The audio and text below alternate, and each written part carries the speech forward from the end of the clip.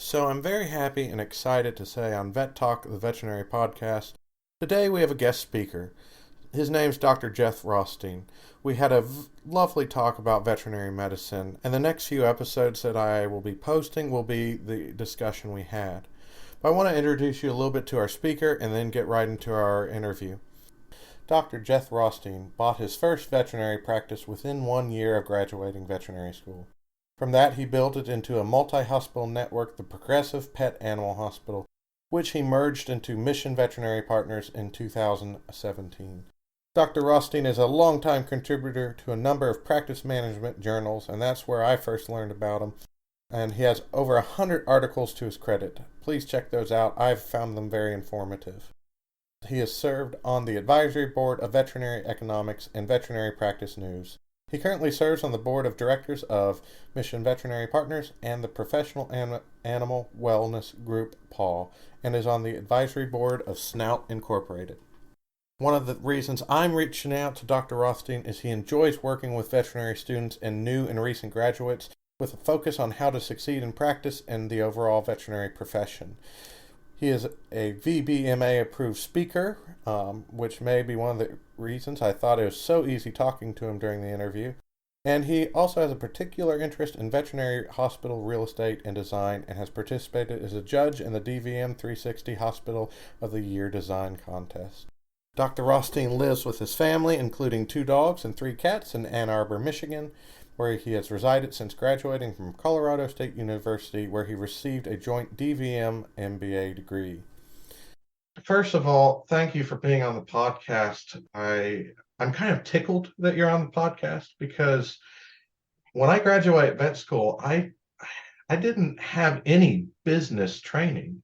So I'm not sure when you started writing articles, but I remember reading them and then taking them and applying them to my business. And I'm like, you've helped me grow my business over the years. So I wanted to thank you for that, but also hope that some of our discussions will help some other people in the same way that you've helped me. So again, thanks for being on Vet Talk. And I'm here with Dr. Jeff Rothstein, and I'm looking forward to our conversations. But I think the first thing I want to talk about a little bit is you seem to focus a lot on business. And I know that's not what I thought I'd be focusing on when I came out of school. I thought I'd be doing surgery and treating all these cases. But as the owner of a vet clinic, that I seem to almost be focusing more on the business because the medicine comes easier to me. But what brought you to the business side of everything, and why do you think that's important in vet medicine? Yeah, good question. And it starts with me graduating with a combined DVM MBA. I actually got my MBA the fall semester of '93 and my DVM in May of '94. So I really did them side by side, but I, am a little advanced in terms of when I got involved in the veterinary profession as opposed to yourself. And I do a presentation where I show an article from veterinary economics. Actually, it's a cover article, and I just discovered it like a year ago out my basement. And it was kind of about the doom and gloom in the profession and how unhappy associates were and so on. So I came into the profession basically at a time period when some of my mentors were like, I don't know if I would go into it. So the dean comes in the first day of school and says, there will always be a job for a good veterinarian. So we had, a little bit of the opposite scenario where there weren't a lot of jobs available and the salaries were really low. And so being maybe the rational person that I am, maybe versus the idealist, I was like, wow, I don't know. I love the medicine aspect and the intellectual aspects, but I don't know if I'm going to be happy with the compensation side of it. And so I have a little bit of a long and winding, story, but ultimately I thought, it does seem like it's, potentially a pretty good business. And I really thought that combined degree, which Colorado State, where I graduated from, really embraced, would serve the profession, hopefully in a lot of good ways. So I was interested in how do we solve some of the solutions by running, the businesses more professionally. And I like to cite the well-managed practice and how that can make a big difference. So I was a little bit of maybe an outcast as far as my class because I had those two different worlds. But I really have enjoyed combining both interests. And they do, as you see now when you practice, they do kind of go hand in hand. Yeah. So that was I think the beginning interest for me in business. I never really lost that. And one of my mentors, he actually was on the podcast, my early podcast episodes. He humored me, but I think he had an accounting minor. And, I just feel like he has a really well-run business, but I also feel like he's really getting patient care up. And, I don't know if the two go hand in hand, but I feel like he has a good business so he can get what he needs in to treat animals and do a good job. Do you feel like people who have some of the business are looking at the business side realize how to help animals as a whole and maybe not just an individual case? I think so. As we were just talking about before, kind of my philosophy of working on versus in the clinic. Now, I certainly have spent my time in the trenches, but if you are focusing on things like customer service and the culture of the clinic, I had a very simple mission statement, and I used to, I would quiz my teams occasionally and say, all right, here's $20 to anybody that can, state what it is. But basically, it was, provide the best medical care, best customer care in a fun and profitable environment, profitable for all. But I go back to the fun, and really that's just that happy culture. And so I don't think you can have the best medicine unless you have a happy team and a fun environment and kind of celebrate that veterinary bond. So I think that to me, ties into the business aspect of leadership and culture and so on. And so we were talking before that what I talk about is a well-managed practice. What are those characteristics? And you kind of can see these different traits of these practices have. And ultimately, I think you end up with kind of a win-win scenario where it's probably a profitable clinic. You got a happy, well-compensated team, and you've got happy clients and healthy pets. So I think that business part of it ties in, that you can't just be totally focused on the medicine. Yeah, and I liked what you said about a happy staff. I was just thinking the other day. I feel like this. I have good staff now. Always had some good staff, but I was just like, hey, we're enjoying working together, and that's how it should be. It's still a job, but it's like everyone's having a good time. We're more relaxed around the animals. So I do like that mentality, and I mean, for my staff, if they listen to this, you all are doing a great job. So do you still spend a lot of time on the clinic floor, or are you a little bit more on the management side now? Sure. I would say in general for quite a few years. And again, my background, I bought a practice 1 year out of school and, over a period of emphasis. So, I was more of the, maybe originally 3 days a week and 2 days a week and 1 day a week. I do enjoy practicing. And but at this point, I'm not spending that much time, on the floor. I'll do an occasional shift, but have found, other things to keep me busy.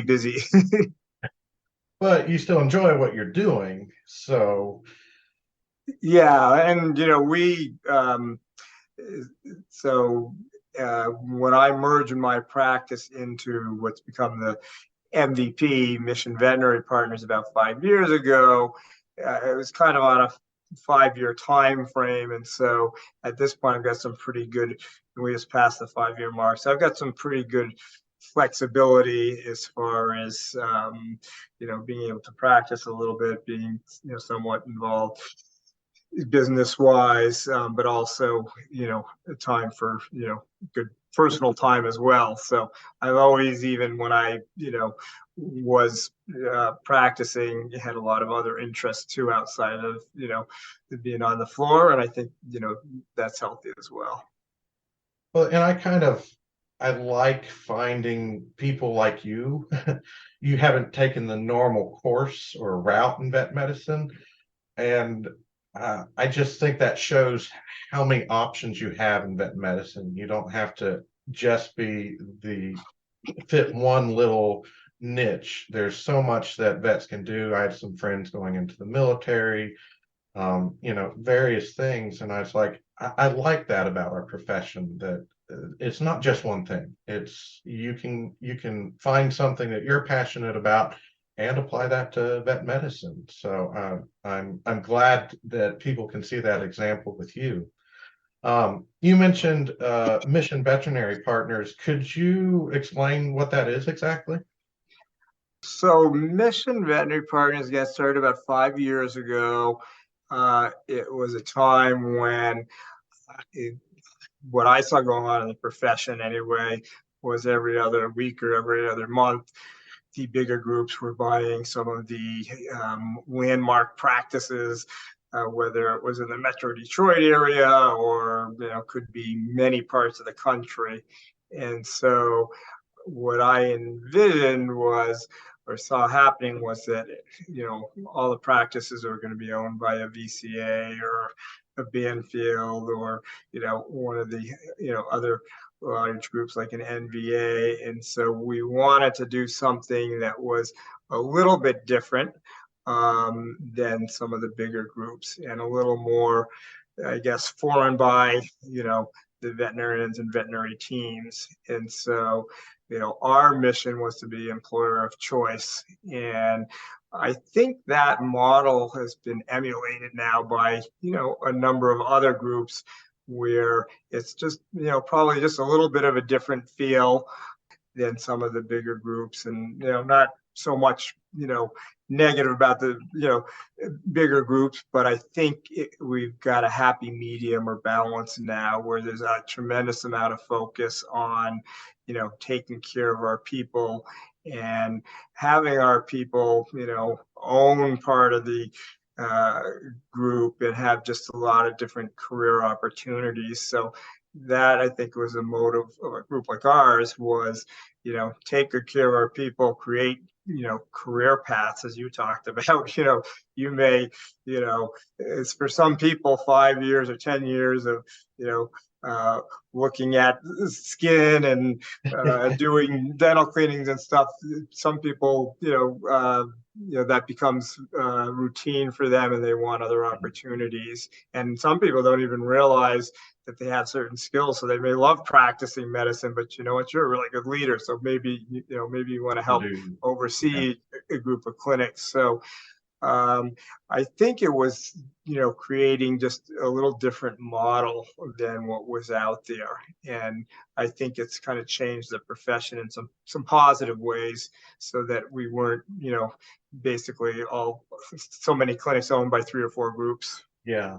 It sounds like, I don't know if you stated it specifically, but it sounds like you've kind of got some good mentorship lines set up in it, so that when someone comes in, they have options to help them grow whatever talents they have. Is that kind of what I'm getting from this?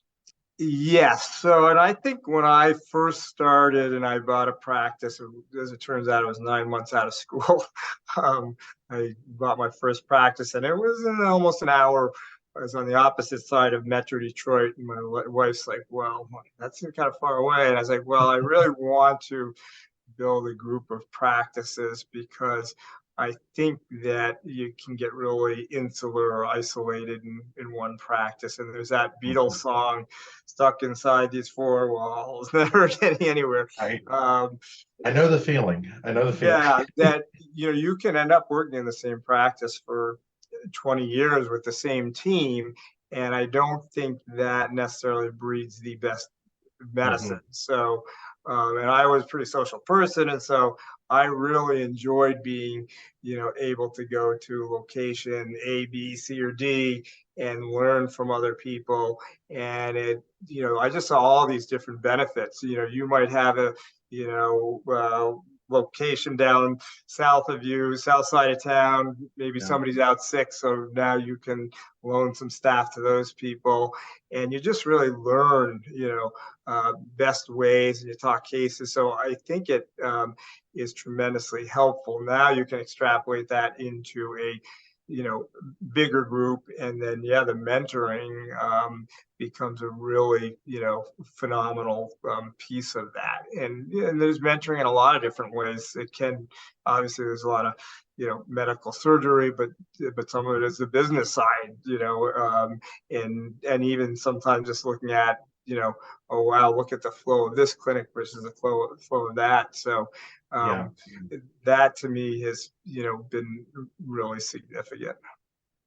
So I noticed I was looking around to see where some of the MVP practices are. None in Kentucky yet, it didn't look like.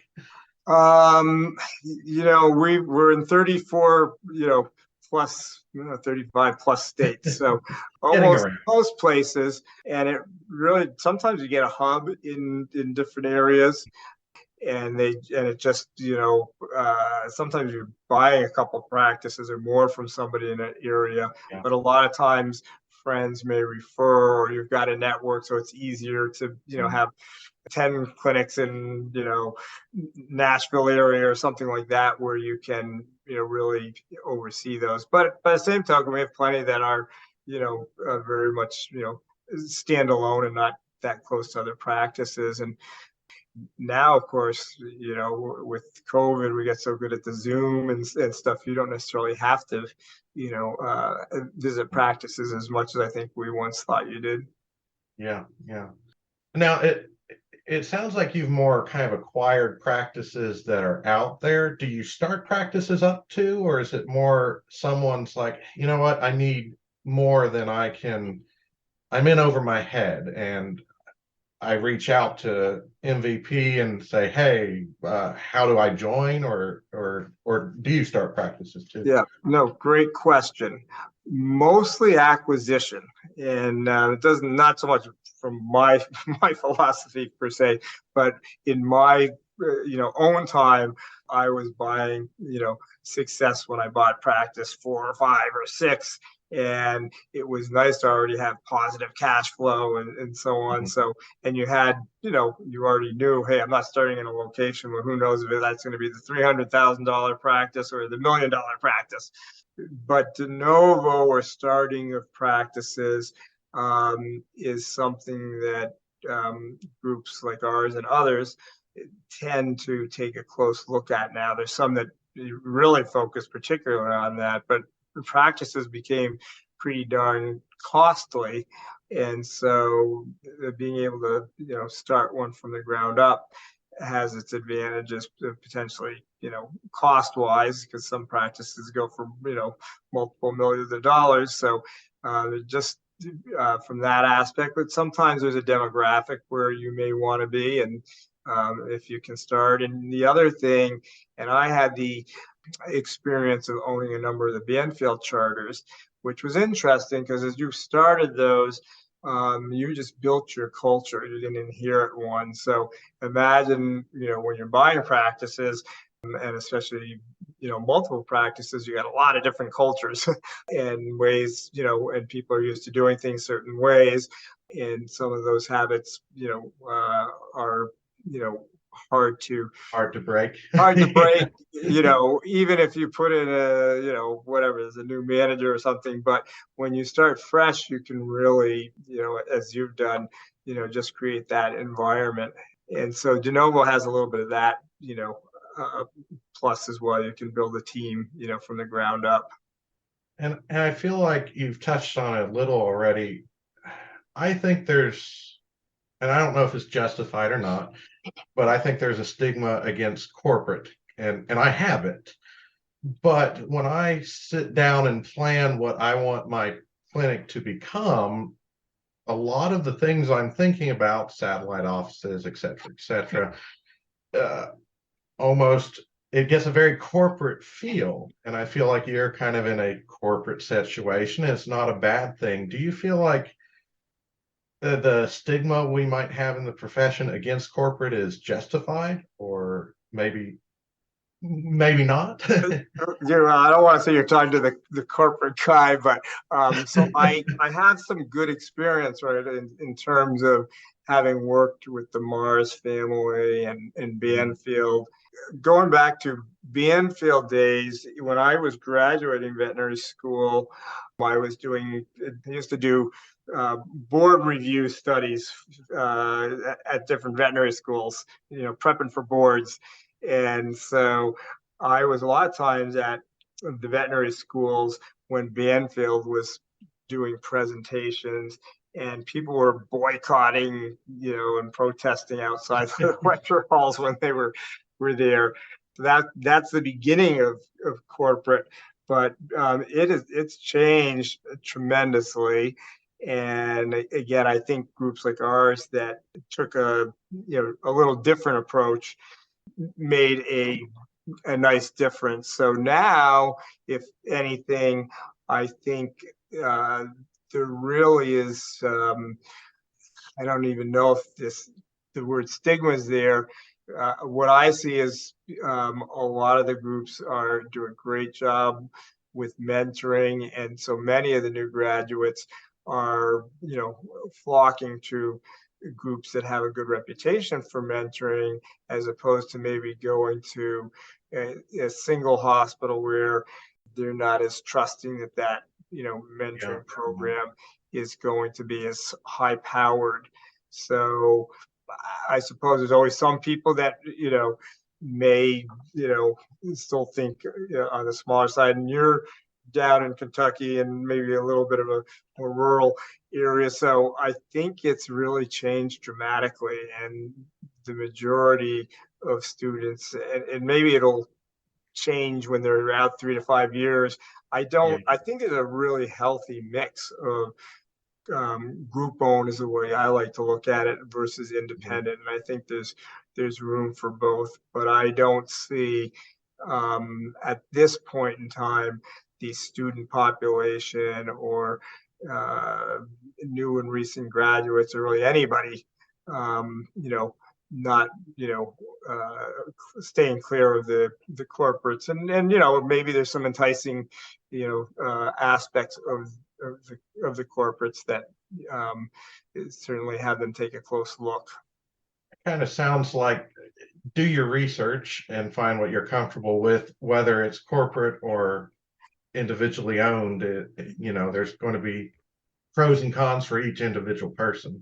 Yeah, or maybe each practice, because keep in mind, many of the group-owned practices now are still, under their original name. And so they're their own little entity. And so a lot of times it's like, well, I like this team. I like, this, more and more people like the multiple doctor practice scenario. So a lot of those are group owned. But I think it's a lot about those people. And then, like I said, okay, well, here's my primary location, but you know what? The group I'm associated with, 5 miles down the street has a clinic that's really good in orthopedics or reproduction. And so those are the type of things that I think, can be really helpful. Yeah. So we're going to take a little break here, and then we'll come back at our next episode, and we'll talk with Dr. Rothstein a little bit about career planning and how to manage your life in veterinary medicine. I'm Dr. Nathan. Thanks for listening. I hope our discussions are valuable to you and aid in giving perspective. If you want to contact us, please reach out to theveterinarypodcast@gmail.com. You can find a complete list of the podcast episodes on SoundCloud. If you find this information helpful and want more content, please join our Patreon, patreon.com/theveterinarypodcast. And don't forget to follow our Facebook page, facebook.com/theveterinarypodcast. As always, thanks for listening, and I hope this information is helpful to you. If you do find it helpful, please like it, share it, so other people may find it helpful as well.